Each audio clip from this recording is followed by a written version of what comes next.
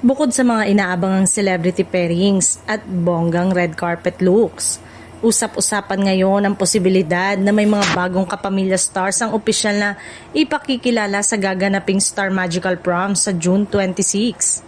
Marami ang naniniwalang magiging espesyal ang event dahil maaari itong magsilbing malaking launching platform para sa mga bagong talento ng Star Magic. Kilala ang Star Magic sa paggamit ng mga malalaking event upang ipakilala ang kanilang mga bagong artistang inaasahang magiging susunod ng mga bida sa telebisyon, pelikula at digital platform.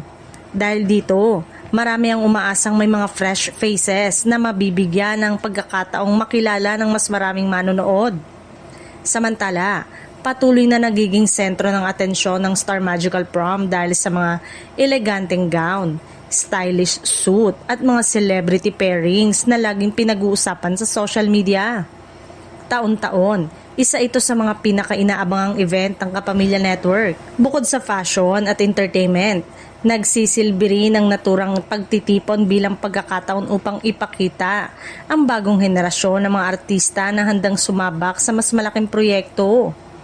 Maraming fans ang naghihintay kung sino-sino ang mga susunod na bibida sa mga teleserye, pelikula at iba pang programa ng ABS-CBN. Sa ngayon, wala pang opisyal na listahan ng mga artistang ipakikilala sa event.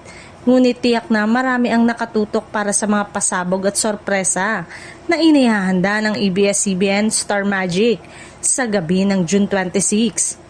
Ang Star Magical Prom ay inaasahang muling magiging isa sa mga pinakatinututukan at pinag-uusapang showbiz event ng taon.